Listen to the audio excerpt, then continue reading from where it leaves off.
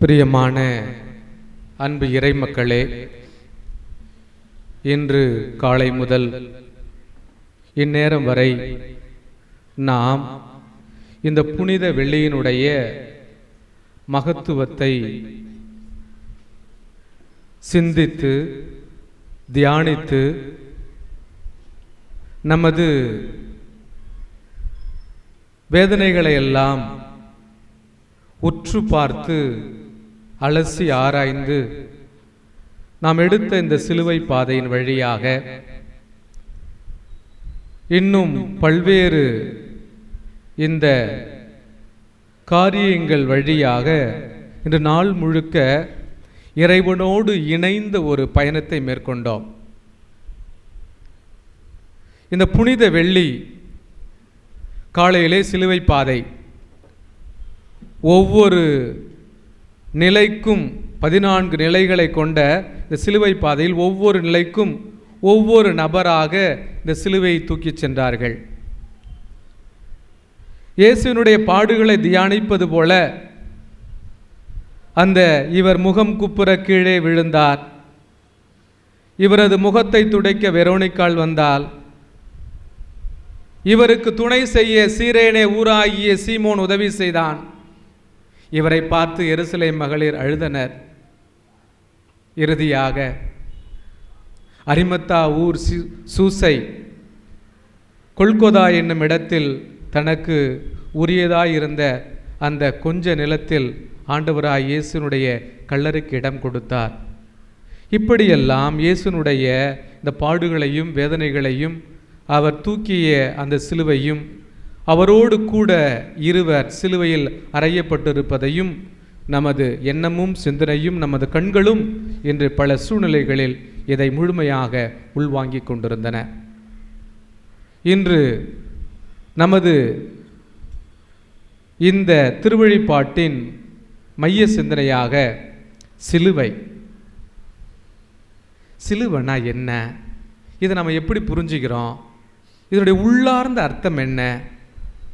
இது சிலுவை தருகின்ற பாடம் என்ன? இவைகளை கிறிஸ்தவர்களாகிய நாம், அதிலும் கத்தோலிக்க கிறிஸ்தவர்களாகிய நாம் ஆழமாக உணர அறிய கடமைப்பட்டு இருக்கிறோம். முன்னாடி பார்த்திங்கன்னா இந்த பெரியவங்கள்லாம் இந்த பஸ்ஸில் போகும்போது இல்லை டூ வீலரில் போகும்போது இல்லை நடந்து போகும்போது கோயிலை பார்த்தா சிலுவை போடுவாங்க. சிலுவை அடையாளம் அது பெரியவங்களோடு போயிடுச்சு. இங்கே இருக்கிற இந்த 60 வயசுக்கு மேலே இந்த இருக்கிற இந்த கிளடு கட்டை தான் இன்னும் அந்த சிலுவை போடுது. உங்கள் பேர பிள்ளைங்களை நீங்கள் கூப்பிட்டு போகிறீங்க, அது எங்கேயாவது கோயிலை பார்த்து சிலுவை போடுதா? இல்லை சாமியாரை பார்த்து வணக்கம் சொல்லுதா? பீஸா பர்கர்னா அது பார்க்கும், அதை வாங்கி கொடு. ஐஸ்கிரீம்னா அதை வாங்கி கொடு. பிளாக் ஃபாரஸ்ட்டா ரெட் ஃபாரஸ்ட்டா கேக்கு வெட்டு. குறை சொல்லுங்க. நம்ம அப்பா நம்மளை கையை பிடிச்சி இழுத்துட்டு போய் கோயிலில் முட்டி போட வச்சு சாமி கும்பிட சொன்னாங்க. கிறிஸ்மஸ் நியூ இயர் ஈஸ்டருக்கு அந்த சுருக்கு பையோ இல்லை கசங்கிய பையோ திறந்து அந்த சவுதால் பையிலேருந்து 50 காசு 1 ரூபா எடுத்துக்கொண்டு உண்டியலில் போடுனாங்க. இன்றைக்கி எத்தனை பேர் புள்ள நீங்களாம் பெற்று வளர்த்துருக்குறீங்க? உங்கள் பிள்ளைக்கு இன்றைக்கி கையில் காசு கொடுத்து இன்றைக்கி பெரிய சிலுவை பாதையில் வந்து உண்டியலில் காசு கொடுத்து அனுப்பியிருக்கிறீங்களா? இல்லை சாமி, என் புள்ள ஜிபேவிலே போடும். அது போடும் ஜிபேவிலே. சில சூழ்நிலைகளில் மனது வலிக்கிறது. நம்ம தான் என்னமோ தெரியாமல் கொஞ்சம் முன்னாடி பிறந்துட்டோமோ, இன்னும் கொஞ்சம் லேட்டாக அந்த 2K கிட்ஸ் மாதிரி பிறந்திருந்தா.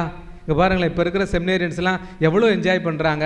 நம்மளெல்லாம் பிடிச்சி அடக்கி வச்சு கட்டு போட்டு படிக்க வச்சு படின்னு சொல்லி ஐயோ ஒவ்வொரு வருஷமும் சாமியார் ஆற்றுக்குள்ளே அது வந்து இவாலுவேஷன் வச்சு அந்த இவாலுவேஷனை பிஷப்புக்கு அனுப்பி அந்த பிஷப்பு நம்மளை தேர்ந்தெடுத்து சாமியார் ஆற்றுக்குள்ளே டயர்டாகிடுச்சிங்க. எனக்குலாம் ஆர்டினேஷன் முடிஞ்சு ஆர்டினேஷன்லேயே வந்து நன்மை கொடுக்க சொல்லுவாங்கள்ல, அந்த நன்மை பாத்திரத்தை எடுத்துகிட்டு கீழே இறங்கிட்டு மேல் மூச்சு கீழே வாங்கிட்டு போனால் அப்பாடா இதை வாங்கிறதுக்காடா இவ்வளோ கஷ்டம்னு. எவ்வளோ ஒரு இந்த காலத்தில் அப்படிலாம் ஒரு குருத்துவ வாழ்க்கை மேற்கொண்டு பயணம். சிலுவை போட கற்றுக் கொடுங்க. ஏன் சாமி என் வாழ்க்கையே பெரிய சிலுவையாக இருக்குது? தவறான புரிதல். நம்ம நிறுவனங்களை பாருங்களேன், நம்ம நிறுவனங்கள், நமது ஆலயங்கள், நமது வீடுகள் எங்கே பார்த்தாலுமே அந்த சிலுவை அடையாளம் இருக்கும். எல்லா கோயில்களையும் உச்சியில் மேலே பார்த்தீங்கன்னா அந்த ரெட் கலரில் ஒரு சிலுவை எங்கேயாவது ஒரு இடத்துல ஒரு கிறிஸ்தவன் வீடு என்பதை தெரிந்து கொள்வதற்காக இந்த உலகத்தில் மட்டும் இல்லைங்க, இந்த நாட்டில் மட்டும் இல்லைங்க, எல்லா நாடுகளிலும் எல்லா இடங்களிலுமே அந்த அந்த கத்தோலிக்கர் அல்லது கிறிஸ்தவர் என்பது அடையாளம் சிலுவை தான். அப்புறம் ஜெபமாலையில் இருக்கிற சிலுவை, பெட்டு மேலே வச்சுருக்கிற சிலுவை, அந்த பெட்ரூமில் இருக்கிற சிலுவை, அப்புறம் வீட்டில் வாசப்படியில் இருக்கிற சிலுவை, இப்படிலாம் ஒரு வகையில் அந்த நமது முன்னோர்கள் நமது மூதாதையர்கள் எப்படியாவது வீட்டில் ஒரு சிலுவை அடையாளம் எங்கேயாவது நமக்கு கண்ணுக்கு புடமான மாதிரி இருக்கும்.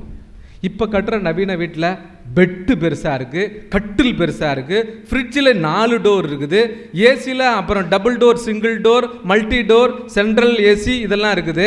அப்புறம் மிக்சியில் பார்த்தீங்கன்னா கீழால் ஓடுறது, மேலால் ஓடுறது, நடுப்புற ஓடலாம், இதெல்லாம் வித்தியாசமாக இருக்குது. அங்கே எங்கடா சிலுவை இருக்குன்னு பார்த்தா கத்தோலிக்க கிறிஸ்தவ வீடுனே தெரியாது, எல்லா சாமியும் இருக்கும். நமக்கு எல்லாம் ஒன்று தானே சாமி, இதை சொல்கிற நம்ம கத்தோலிக்க கிறிஸ்தவம் மட்டும்தான் சொல்லுவான், மற்றவங்களாம் சொல்லவே மாட்டாங்க. எல்லாம் ஒன்று தானே.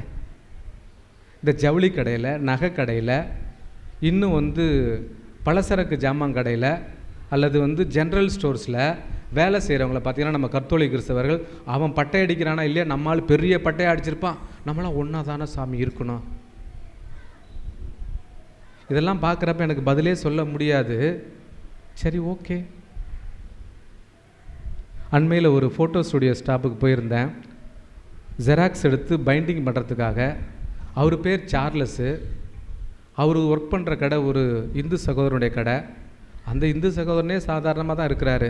நம்மால் பெரிய அந்த வெள்ளை கலரில் ஒரு தீர்த்து எடுத்துருக்கிறாரு. எல்லாம் முடிச்சுட்டு நீங்கள் ஃபாதர் தானேன்னாரு. ஆமாண்ணே, என் பேர் சார்லஸ் தான், நானும் கத்தோலிக்க கிறிஸ்தவன் தான்னாரு.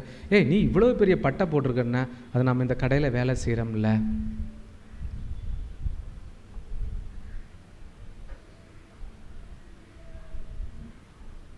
நான் இதெல்லாம் தவறு என்று கூறவில்லை, சரி என்றும் கூறவில்லை. அவனே ஒழுங்காக இருக்கிறான், உனக்கு ஏன் அடிச்சுக்கிற, உனக்கு என்ன பிரச்சனை, நீ இப்படிலாம் செஞ்சாதான் இந்த கடையில் வேலைக்கு வைப்பேன்னு உங்களை சொன்னாங்களா? சிந்தியுங்கள், செயல்படுங்கள்.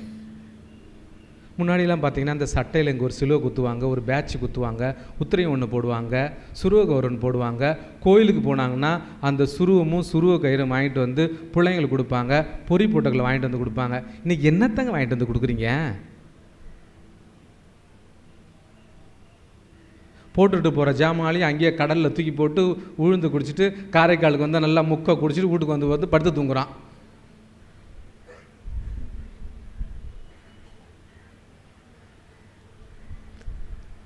சிலுவை, சீடர்களையும் சிலுவையும் பிரிக்க முடியாது. சிலுவை இல்லாமல் கிறிஸ்தவம் இல்லை. இந்த சிலுவையும் துன்பமும் ஒன்று அல்ல. நல்லா புரிஞ்சுங்க. இங்கே இருக்கிற இந்த பெரியவங்க 50 வயசுக்கு மேலே இருக்கிறவங்களுக்கெல்லாம் உங்களுக்கு ஒரே ஒரு சொல்கிற கருத்து தான், சிலுவையும் துன்பமும் ஒன்றும் இல்லை. இதை நீங்கள் என்ன பண்ணுறீங்க, சிலுவைனாலே துன்பம், உன்னையெல்லாம் கட்டிக்கிட்டதுக்கு, உன்னையெல்லாம் பெற்றதுக்கு, உன்னையெல்லாம் வளர்த்ததுக்கு பெரிய சிலுவையாக இருக்குது. இதெல்லாம் எனக்கு எப்போ இந்த சிலுவையெல்லாம் போவோம்? அதெல்லாம் சிலுவை இல்லை. நேற்று சொல்லியிருக்கேன், இன்றைக்கே சொல்லியிருக்கிறேன், இதெல்லாம் சிலுவை இல்லை. இதெல்லாம் வாழ வேண்டிய உறவுகள், கொண்டாடப்பட வேண்டிய உறவுகள். ஆக சிலுவையும் துன்பமும் ஒன்று அல்ல. இதை ரெண்டும் வித்தியாசப்படுத்தி பார்க்கணும். இந்த துன்பங்கள் நம் வாழ்விலே நாம் பக்குவப்பட மெச்சூரிட்டியாக, பலப்பட, ஸ்ட்ரென்த்தனாக, பக்குவப்படவும் பலப்படவும் துன்பங்கள் நமக்கு வாழ்க்கையிலே வருகின்றது. ஏங்க, ஒரு நாள் ஆகும்னா 24 hours ஆகும். காலம் கணியணுன்னா அதுக்கு நேரம் ஆகும். புரியுதுங்களா? ஒரு காய் கணிய வேண்டும் என்றால் அதற்கு நேரம் தேவை. ஆக எல்லாமே ஒரு குறிப்பிட்ட காலமோ நேரமோ தேவை. இப்படிப்பட்ட உலகிலே நாம் வாழ்ந்து கொண்டு இருக்கிறோம். ஆக இந்த சிலுவையும் துன்பமும் ஒன்று அல்ல, இது இரண்டும் வெவ்வேறு. ஆகவே நமது வாழ்க்கையில் நாம் இந்த துன்பங்களை சிலுவைக்கோடு ஒப்பிட்டு இவைதான் துன்பங்கள் என்று கூறுகின்றோம். ஆனால் வாழ்க்கையில் பக்குவப்பட பலப்பட இந்த துன்பங்கள் நமக்கு கிடைக்கின்றன. சிலுவை என்பது இறைவனால் அருளப்படுபவை. ஆண்டவருடைய மகிமையை போற்ற புகழ நமக்கு அருளப்படுபவை சிலுவைகள். இந்த உலகில் வாழ்கின்ற சராசரி எல்லா மனிதருமே 3 வகையான சிலுவைகளை இந்த உலகத்திலே நாம் அனுபவிக்கின்றோம். என்ன சாமி ஒரே ஒரு சிலுவை தானே, இன்றைக்கி என்னமோ நீங்கள் 3ங்கிறீங்களே? ஆமாம், 3 வகையான சிலுவைகளை நாம் இந்த உலகத்திலே அனுபவிக்கின்றோம், வாழ்ந்து கொண்டிருக்கிறோம். முதல் சிலுவை என்ன சிலுவை? சிலுவைன்னா என்ன நிறம்? என்ன எல்லாம் ரொம்ப சீரியஸ் ஆகிட்டீங்க? சிலுவைன்னா என்ன நிறம்? சிகப்பு கலர் தான் சிலுவை. சிகப்பு நிற சிலுவைகளை நாம் வாழ்க்கையில் சுமக்கிறோம். ஒரு ஊரில் ஒரு பாட்டி, அந்த பாட்டி வயசான காலத்தில் புலம்பிக்கிட்டே இருக்கான். அங்கே மட்டும் இல்லை சாமி, எங்கள் வீட்லேயும் ஒரு பாட்டி இருக்குது, அதுவும் புலம்பிக்கிட்டே தான் இருக்குது. பாட்டினா அது புலம்ப தான் செய்யும். நீங்கள் உங்களுக்கு வயசாகட்டும், அதுக்கப்புறம் பாருங்கள், அந்த பாட்டியோட 7 மடங்கு நீங்கள் புலம்புவீங்க. அதெல்லாம் முதுமையினுடைய அடையாளம். இந்த கான்வென்ட்டில் 2-3 இருக்கும், இல்லை சாமியார் 2-3 இருக்கும். அது பொழுதே என்னைக்கும் இந்த தேஞ்சு போன ரெக்கார்டு மாதிரி கரகர கரகர கரகர கரகர அப்படி தான் இருக்கும். அவ்வளோதான். இதெல்லாம் பழகிக்கணும். குளிர் நாட்டுக்கு போனோம்னா குளிர் அதை அனுபவிக்க முடியாது. It's biting cold. அதெல்லாம் அனுபவிக்கணும், அவ்வளோதான். உங்கள் வீட்டில் ஒரு வயசானவங்க இருக்கிறாங்கன்னா அதெல்லாம் கொஞ்சம் நாளைக்கு இருக்கும். இந்த எந்திரக்கல், கொடைகள், ஆட்டுகள்லாம் வீட்டில் வச்சுருக்கிறீங்களா, அதெல்லாம் தூக்கி போட்டுற வேண்டியதானே. எதுக்கு? அதெல்லாம் கொஞ்சம் காலம் வச்சுருப்போம். அப்பா ஞாபகமா, அம்மா ஞாபகமா, பெரியவங்க ஞாபகமா, அதுபோல் இந்த கரடு கட்டைகள்லாம் நமக்கு ஞாபகமாக இருக்கிறது. அதெல்லாம் தூக்கி போட்டுறாதீங்க. Please feed them, give heed them, be with them. அப்படி ஒரு பாட்டி தாங்க உட்காந்துருக்குலாம் முன்னாடி. அந்த பாட்டி கோயிலுக்கு போச்சு. சாமிட்டு ஒரே புலமை, என்ன கடவுளை எனக்கு இதை மட்டும் கொடுத்துருக்க, இவ்வளோ பெரிய சிலுவைகள் என்னால் தாங்க முடியல, எனக்கு சோறு இல்லை, குழம்பு இல்லை, கட்டிக்க துணி இல்லை, போட்டுக்க ட்ரெஸ் இல்லை, ஒரே புலம்பல். பேசாமல் நீ எடுத்துருந்துருக்கலாம், எதுக்கு தான் அந்த ஊரில் வச்சுருக்கிற, போகிற வரேன். கடவுள் பார்த்தார், ஏம்மா டெய்லி ஒரே தான் புலம்புற, ஒரே விஷயத்தான் புலம்புற. ஓகே, இன்றைக்கி ஒரு முடிவு பண்ணுவோம். நீ கோயிலை விட்டு போ. சரியாக இப்போ மணி 4:30 மணி மாதிரி 4:30 மணி கோயிலை விட்டு வீட்டுக்கு போ. சரியாக 6 மணிக்கு இந்த ஊரே ஒரே இருட்டாகும், இடி முழக்கமாகும், மழை பெய்யும். 10 நிமிஷம் மழை பெஞ்சு விட்டுறோம். உடனே நான் இந்த ஊருக்கே ஒரு ஆர்டர் கொடுப்பேன். எல்லாருமே அவங்கவுங்க சிலுவைகளை மூட்டையில் கட்டி கொண்டாந்து இந்த கோயிலில் இருக்கிற பீடத்தில் போட்டுருங்க அப்படின்னு சொல்லி வானதூதர் அறிவிப்பார். அப்போ என்ன பண்ணுற, நீனு உன் சிலுவையெல்லாம் மூட்டையில் கட்டி நீ கொண்டாந்து இந்த கோயிலில் போட்டுரு. அப்புறமா உனக்கு சிலுவையே இருக்காது, பார்த்துக்கலாம், போயிட்டு வேணார். இந்த பாட்டியும் வேகமாக முந்தானி எடுத்து முடியல சொல்லிட்டு வேகமாக வீட்டுக்கு போச்சு.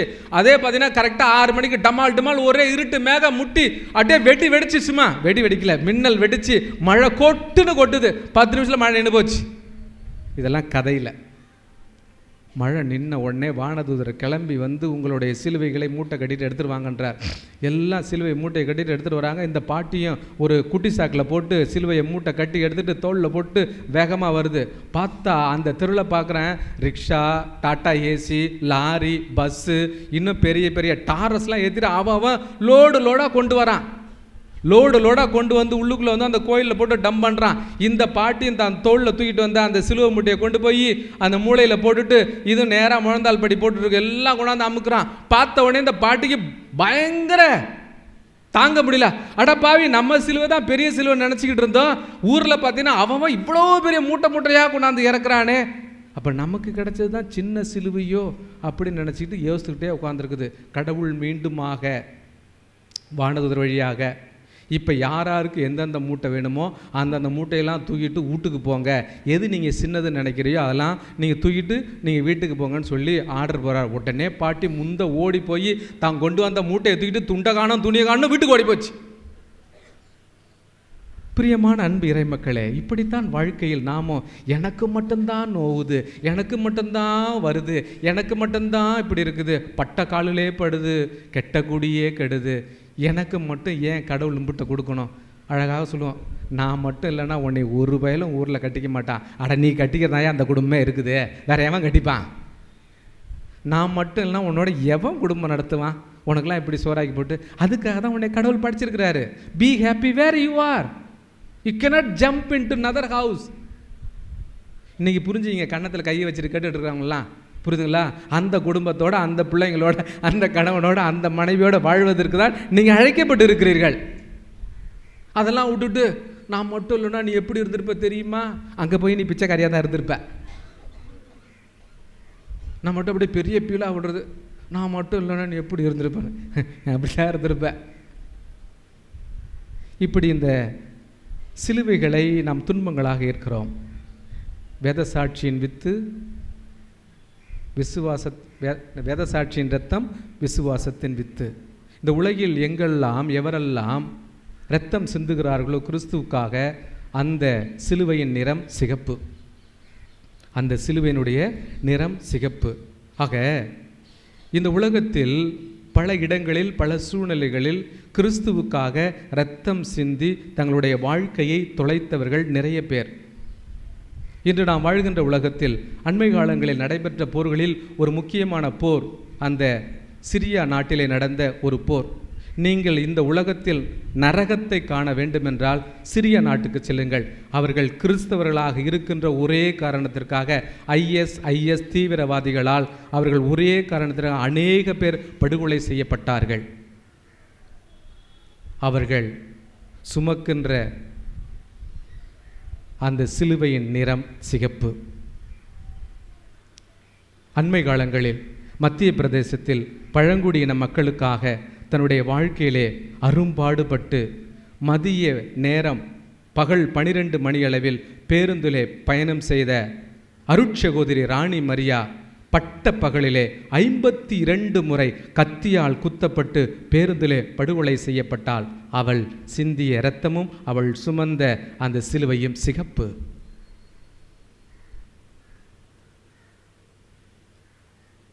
நமது ஊருக்கு வேதம் போதிக்க வந்த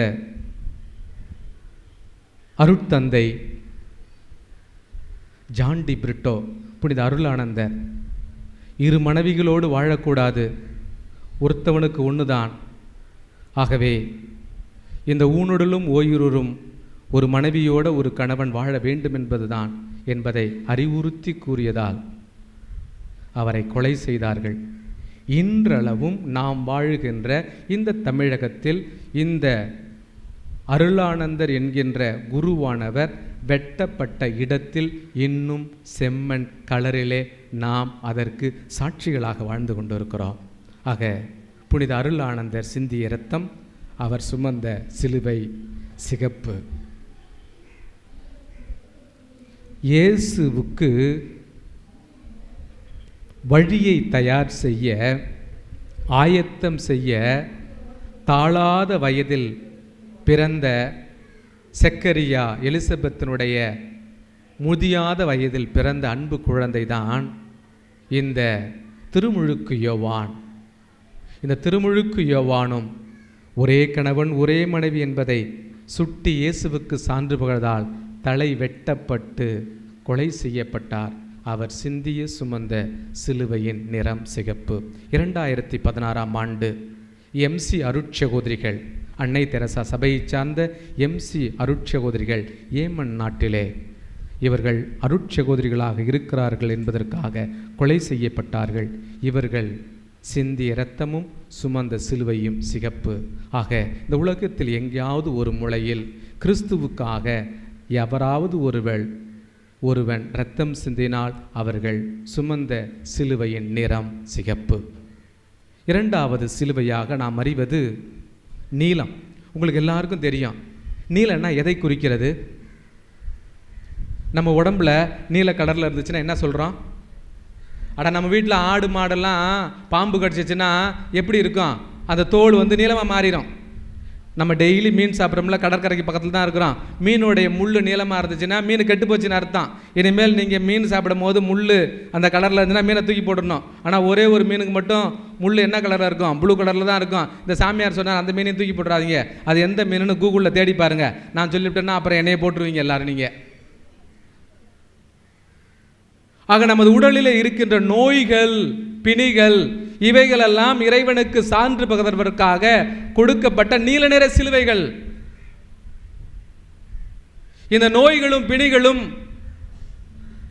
அல்லது மருத்துவர்களால் கண்டுபிடிக்க முடியாத எத்தனையோ நோய்கள், இந்த நோய்கள் எல்லாம் இயேசுவுக்கு சான்று பகர்வதற்காக நமக்கு அருளப்பட்டவை. நம்ம கிடைக்கலாம், ஏன் கடவுள் எனக்கு இந்த நோயை கொடுத்தாரு?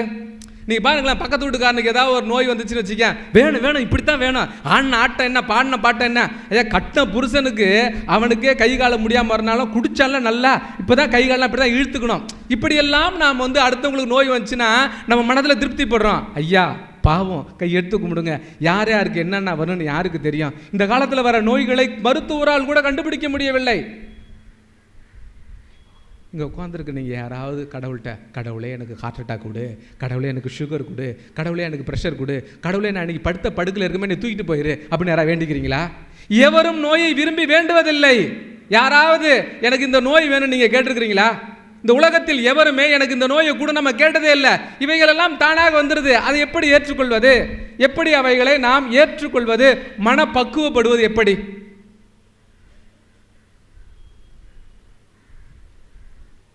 நான் ஒரு வீட்டுக்கு சாவு மந்திரிக்கு போனேன். அவன் என் கூட படித்தவன். நான் அந்த ஊரில் பங்குசாமியார் இருந்தேன். சாவு மந்திரிக்கு போனால் செத்து பாடையில் இதில் வச்சுருந்தாங்க, என்னது ஃப்ரீசர் பாக்ஸில். அந்த அம்மாவும் எனக்கு நல்லா தெரியும், அந்த இறந்தவருடைய அம்மாவையும். நான் வந்து பங்குசாமியார் இருந்து போனோடனே அந்த அம்மா அடிச்சுட்டு நான் போன உடனே, சாமி இங்கே பாரு சாமி, நீ இவனை ஒன்றா இருந்தீங்க சாமி, இவன் செத்து போயிட்டான், நீலாம் உயிரோடு இருக்கிற சாமி. அதுக்கு நான் என்ன பண்ண முடியும்? என்ன பண்ண முடியும்? இவெல்லாம் நல்லா இருக்கிறான், எனக்கு மட்டும் இப்படி வந்துச்சே. எப்படி புரிந்து கொள்வது? இன்னைக்கு நீங்கள் மருத்துவமனைக்கு போனீங்கன்னா தெரியும், இம்மா அந்த சின்ன குழந்தைக்கு கேன்சர் 4th ஸ்டேஜில் இருக்குங்க, அது என்னன்னே தெரியாதுங்க. எத்தனை சின்ன பிள்ளைங்களுக்கு வந்து சுகர் வந்து ஹை லெவலில் இருக்குது தெரியுமா? கண்ணு தெரியாமல் இருக்குது. மருத்துவமனைக்கெலாம் போங்க. கை வரல, கால் வரல, உடம்பு வரல, தலை இல்லை, பாகங்கள்லாம் இன்டர்னல் ஆர்கன்ஸ்லாம் அழுகி போயிடுது. இங்கே பாருங்களேன், நல்லா இருக்கிறவனு தாங்க நோயே வருது. தண்ணி, தம்மு, பீடி, சிகரெட்டு அப்படி இப்படி இல்லாதவனுக்கு தான் எல்லா நோயும் வருது. அதுக்கு தான் சாமி நான் எல்லாத்தையுமே செஞ்சுக்கிட்டு இருக்கிறேன். புரியலைங்க, எனக்குமே புரியல. எப்படி கணிக்கிறது? எப்படி புரிஞ்சுக்கிறது? எனக்கு தொடக்க காலத்தில் நானும் இன்னொரு ஃபாதரும் ஹோட்டலுக்கு போனோம் சாப்பிட்றதுக்கு. அவர் திடீர்னு என்ன பண்ணார், ஒரு சின்னோண்டு பை, இப்படி பவுச் மாதிரி ஒரு பை எடுத்தார். அதில் என்னமோ ஒரு ஊசி மாதிரி ஒன்று வந்தது, டக்குன்னு இப்படி குத்துனார், குத்திக்கிட்டு சாப்பிட்டார். எனக்கு என்னடானே புரியல. என்னாலே ஆர்வம் தாங்க முடியல, அதை கேட்காம இருக்கவும். கேட்காமனா தலை வெடிச்சிருமே. சாப்பிட்டு முடிச்சோம், என்ன அது சுகருக்கு போடுற ஊசிடா, இன்றைக்கி மறந்துவிட்டேன், அதனால் போட்டுக்கிட்டேன்டான்னாரு. எப்படிலாம் நோய் வருது தெரியுமா? எப்படிலாம் பிணி வருது தெரியுமா? இதெல்லாம் எப்படிங்க புரிஞ்சு? அடுத்தவங்களுக்கு நோய்னா தயவு செய்து சந்தோஷப்படுறத முதல்ல நிப்பாட்டுங்க. அது பெரிய பாவங்க, பெரிய பாவம். இவனுக்கு இப்படி தான். நீங்களாம் என்ன பெரிய சீஃப் ஜஸ்டிஸா? ஹைகோர்ட்டு நீதிபதிங்களா நீங்களா? Who are you all to judge others? முதல்ல இந்த பேச்சே முதல்ல குறைங்க. யார் இருந்தாலும் அவன் இப்படி தான் ஆனா, அவனுக்கு அப்படி தான் வேணும். உங்களுக்கு என்னங்க தெரியும்? What do you know about them? நீங்கள் பெரிய நீதிபதி மாதிரி பேசலாம். முதல்ல அந்த பெரிய வெள்ளிக்கிழமையில் விட்டுட்டு போயிருங்க. இங்கே கடவுள்கிட்ட போய் மன்னிப்பு கேளுங்க. You don't talk about others. இந்த மாதிரி பேச்சு தான் பெரிய பாவமே. இன்னைக்கு பல சூழ்நிலைகளில் அவர்கள் வேதனை என்ன, வலி என்ன, நோய் என்ன என்று தெரியாமலே பேசுகிறான். அவனுக்கு ஏதாவது ஒரு சின்ன நோய் தான் இருக்கும். நம்ம பார்த்தீங்களா, அங்கே 5 நாள் அவனை அட்மிட் பண்ணியிருந்தாங்க. அவனுக்கு ஏதோ பெரிய சொல்ல முடியாத நோயாட்டிருக்கு. Come to the conclusion. இங்கே வாங்க எல்லாம். உங்களுக்கு வருகின்ற நோய்கள் ஆண்டவர் பட்ட அதே வலியும் அதே வேதனையும் உணர்ந்து கொள்வதற்காக வருகின்ற வலியும் வேதனை, அவ்வளவுதான். அதை விட எதுவும் இல்லை. எவரும் வலியை, வேதனையை, நோயை விரும்பி தேடுவதில்லை. இப்படிப்பட்ட இந்த நோய்களெல்லாம் யோவான் நற்செய்தி பிரிவு 9 ஒரு முடக்குவாதமுற்றவன் இருந்தான். 34 ஆண்டுகளுக்கு மேலே இருந்துச்சு. அப்போ பார்த்து இயேசுடைய சீடர்கள் கேட்குறாங்க, இவன் முடக்குவாதமுற்றவனாக இருப்பது இவன் செய்த பாவமா, இவன் மூதாதையர் செய்த பாவமானு. இயேசு அழகாக சொல்வார், ஆண்டவருடைய மாட்சி வெளிப்பட இவனுக்கு இப்படி அருளப்படிச்சு, அவ்வளோதான். உங்கள் வீட்டில் உங்களுக்கு நோய் இருக்குதா, பிணி இருக்குதா, பிரைஸ் த லார்ட். நீங்கள் கடவுளுடைய வலியும் வேதனையும் தாங்க பிறந்தவர்கள். யாருக்கெல்லாம் நோய் இல்லையோ, நீங்கள் இயேசுடைய பாடுகளையும் வேதனையும் தாங்க பிறந்தவங்களே இல்லை. நோய் இல்லாமல் நீங்கள் செத்துட்டிங்கன்னா இயேசுடைய பிள்ளைகளே நீங்கள் இல்லை. இன்றைக்கி எல்லாருக்குமே நோய் இருக்குங்க. ஒன்று உங்களுக்கு தெரிஞ்சிருக்கு, இல்லை உங்களுக்கு தெரியாமல் இருக்கும். யாருமே நோய் இல்லைன்னே சொல்லாதீங்க.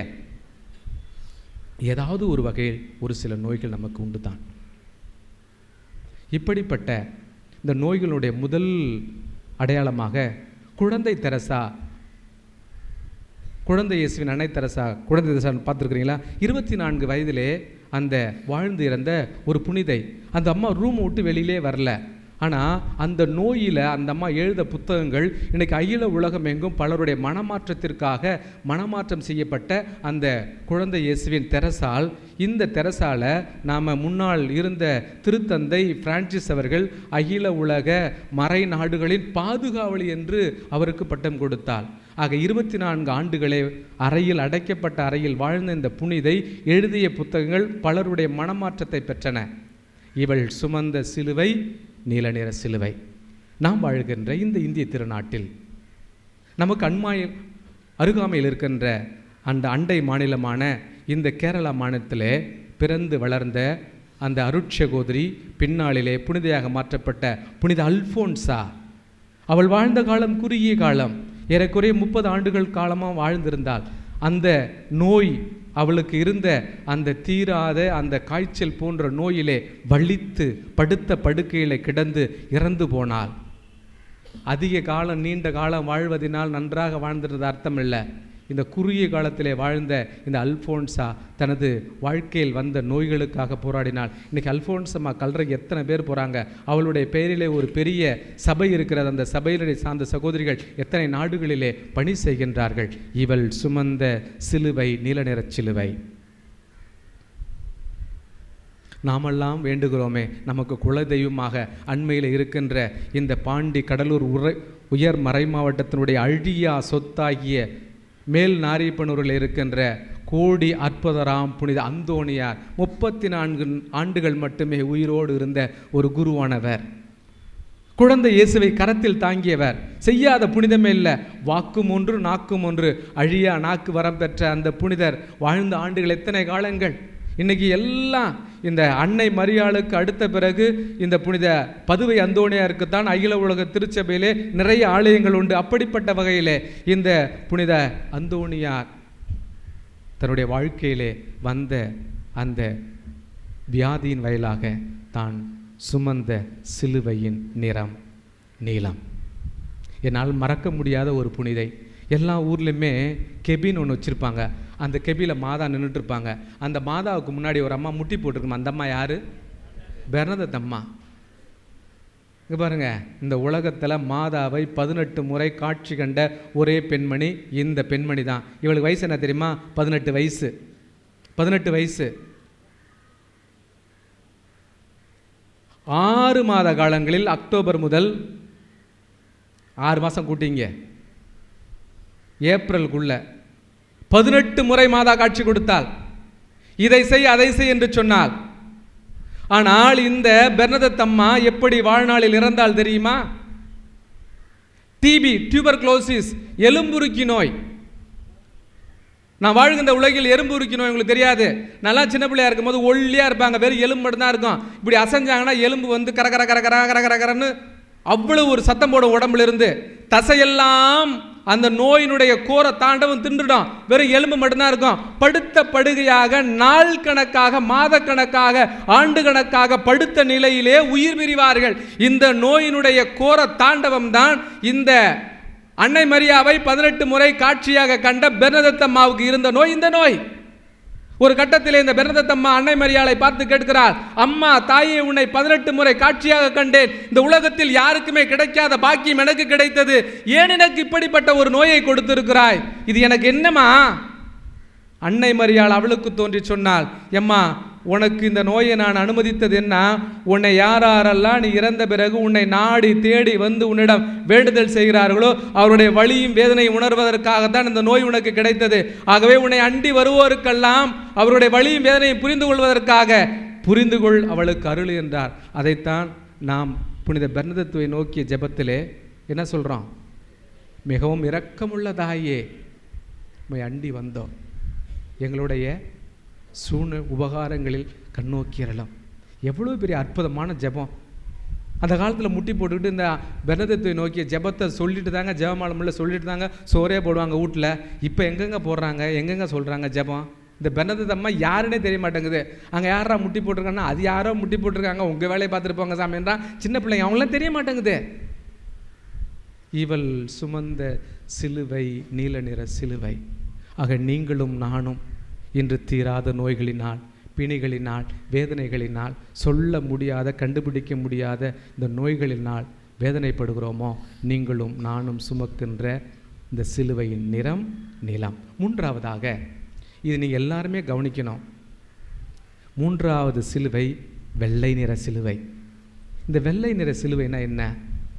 எவரெல்லாம் இயேசுவை நாம் கடைபிடிக்க, இயேசுவை பின்பற்ற நினைத்து அச்சு பிசக்காமல் அவருடைய வார்த்தைகளையும் அவருடைய வாழ்க்கையும் பின்பற்றுகின்றோமோ, சீடனாக சீடத்தியாக, இவர்களுக்கெல்லாம் வாழ்க்கையில் வருகின்ற அவமானம், கெட்ட பெயர், புரிந்து கொள்ளாமை, துரோகம், மன உளைச்சல், மொட்டை கடுதாசி போடுதல், இவைகள் அனைத்துமே வெள்ளை நிற சிலுவைகள். நீங்கள் தாங்குகின்ற அவமானம், புரிந்து கொள்ளாத நிலை, புரிந்து கொள்ளாத நிலை. கூடையே இருப்பாங்க, அவங்க உங்களை புரிந்து கொள்ள மாட்டாங்க, கூடையே இருப்பாங்க, அவங்கள பற்றி பேசுவாங்க. இந்த அவமானங்கள் எல்லாம், இந்த மன உளைச்சல்கள் எல்லாம், இந்த கண்ணீர் எல்லாம், நீங்கள் படுகின்ற வேதனையும் கண்ணீரும் மன உளைச்சலும் அவமானமும் இவைகளெல்லாம் வெள்ளை நிற சிலுவைகள். உங்கள் கூடையே இருப்பாங்க, உங்கள் கூட இருக்கிறவங்க தான் உங்களை பற்றி புரிஞ்சிக்காமல் பேசுவாங்க. இதெல்லாம் சர்வசாதாரணம். யாருக்கு தெரியுமா? இந்த சிஸ்டருங்களுக்கும் சாமியார்களுக்கும் மட்டும்தான். நம்ம கொஞ்சம் நல்லா இருந்துட்டோம்னா, நல்லா பணி செஞ்சிட்டோம்னா, நம்மளை பற்றி எல்லா இடத்துலையுமே டெய்ல் பேரிங் தான். புரணி சொல்கிறது, கோல் சொல்கிறது, மொட்டை கடுதாசி போடுறது, இன்னும் ஒருபடி மேலே போய் அவளை வச்சுக்கிட்டான், இவனை வச்சுக்கிட்டான், அவளை வச்சுக்கிட்டான், இவனை வச்சுக்கிட்டான். யாரை வச்சுக்கிட்டான்? உனக்கு என்ன பிரச்சனை? இப்படியெல்லாம் பிறருடைய நற்பெயரை நாம் துச்சமாக கச்சிதமாக கெடுக்கிறோம். யாருடைய பேர்லாம் நீங்கள் இப்படி நீங்கள் கெடுத்தீங்களோ, கடவுள்கிட்ட மன்னிப்பு கேளுங்க. இன்னைக்கு நமக்கு என்னானே தெரியாதுங்க. இங்கே பாருங்களேன், எங்கேயோ பிறந்து எங்கேயோ வாழ்ந்து எங்கேயோ வளர்ந்து எல்லாத்தையும் விட்டுட்டு உங்களுக்கு பணி செய்யும் என்பதற்காக வந்திருக்கு. ஏன்னா எல்லாம் நம்ம என்ன ISO 9001 கம்பெனிலேருந்து பிராண்ட் பண்ணியாங்க, எங்கெல்லாம் அனுப்புனாங்க, சர்டிஃபிகேட் அச்சடிச்சு. உங்களுடைய பிள்ளைங்க நாங்கள், நீங்கள் எப்படி இருக்கிறீங்களோ அப்படி தான் நாங்களும் இருப்போம். உங்களுடைய ஜீன், உங்களுடைய உயிர் அணுக்கள் அப்படி தான் இருக்கும். When the society is weak, also we are weak. When the society is strong, we are also strong. You cannot expect a perfect being on earth. அதனால் யாரையெல்லாம் அவமானப்படுத்துனீங்களோ அந்த சிலுவையெல்லாம் வெள்ளை நிற சிலுவைகள். முக்கியமானது இன்னொன்று கேளுங்க, சொல்லி அழ முடியாத மன வேதனைகளெல்லாம் இந்த வெள்ளை நிற சிலுவைகள். உங்களுக்காக ஆள் இருக்காங்க, புருஷன் பொண்டாட்டி சொல்லலாம், பக்கத்து வீட்டுக்காரன் சொல்லலாம், ஏத்தாப்பிட்ட சொல்லலாம், சொந்தக்காரன் சொல்லலாம். எனக்கு ஒரு மாதமாக ஒரு தாங்க முடியாத ஒரு வலி வேதனை. நான் யார்கிட்ட இன்னுமே என்னால் சொல்ல முடியல. யார்கிட்ட சொல்வது? யார்கிட்ட சொன்னாலும் அது தப்பு, எப்படியாவது லீக் ஆயிரும். என்ன சொல்லுவது? கடவுள்கிட்ட எவ்வளோ என்ன சொல்கிறது? எப்பெல்லாம் நம்ம மன வியாதியை, மன வேதனையை, மனத்தில் இருக்கிற குமுறல்களை சொல்லி அழுகின்றோமோ அந்த நோய் சரியா போயிடும். சொல்லி அழ ஆள் இல்லைங்க. யார்கிட்ட சொன்னாலும் பிரச்சனை ஆயிரும். சொல்லி அழ முடியாத அந்த வேதனைகள் எல்லாம் இறைவனுக்காக நாம் தாங்குகின்ற அந்த வெள்ளை நிற சிலுவைகள். ஆக நீங்களும் நானும் உங்கள் மருமகள்கிட்ட சொல்ல முடியல, உங்கள் மாமியார்கிட்ட சொல்ல முடியல, உங்கள் கணவன்கிட்ட சொல்ல முடியல, பெத்த பிள்ளைங்கள்ட்ட நீங்கள் சொல்ல முடியாமல் எத்தனை தாயும் தகப்பனும் தத்தளித்து கொண்டு இருக்கிறீர்கள். நீங்கள் தாங்குகின்ற அந்த சிலுவைகள் எல்லாம் வெள்ளை நிற சிலுவைகள். தாங்குங்கள், இறைவனுடைய வலியை, வேதனையை உணர்ந்து கொள்ளுங்கள். மார்க்கு நற்செய்தி பிரிவு 13 இறைவார்த்தை 13 என் பொருட்டு உங்களை எல்லோரும் வெறுப்பர், மன உறுதியோடு தாங்கிக் கொள்பவரே பின்னருக்கு செல்வார். மன உறுதியோடு தாங்கிக் கொள்ளுங்கள். மன உறுதியை இறைவனிடத்தில் கேட்டு பெறுங்கள். அதைத்தான் புனித பவுலடியார் பிலிப்பிற்கு எழுதிய திருமுகம் பிரிவு 1 இறைவார்த்தை 11 கூறுகின்றார். நீங்கள் இந்த சிலுவைகளை தாங்கி நீங்கள் மன உறுதியோடு வருகின்ற பொழுது இறைவன் உங்களுக்கு மன மகிழ்ச்சியை கொடுப்பதோடு மட்டுமல்லாமல் இயேசுனுடைய பங்காளர்களாகவும் நீங்கள் வருகிறீர்கள். இப்படிப்பட்ட இந்த 3 வகையான சிலுவைகளில் ஏதாவது ஒன்றை நமது வாழ்க்கையில் நாம் தாங்கித்தான் ஆக வேண்டும். பலருக்கு 3 சிலுவையும் கிடைக்கலாம், சிலருக்கு 2 சிலுவை கிடைக்கலாம், சிலருக்கு 1 சிலுவை கிடைக்கலாம். ஆண்டவனிடத்தில் ஒப்பு கொடுங்கள். ஆண்டவனே, எனக்கு இருக்கின்ற இந்த நோய், இந்த மன உளைச்சல், இந்த சிகப்பு, இந்த நீலம், இந்த வெள்ளை, இவைகளெல்லாம் நீ பட்ட அதே வலியும் வேதனையும் நானும் உள்வாங்கி உன்னோடு கூட சேர்ந்து பயணிப்பதற்கு தான் என்று சொல்லி இன்றைய நாளிலே ஒப்பு கொடுத்து மன்றாடுவோம்.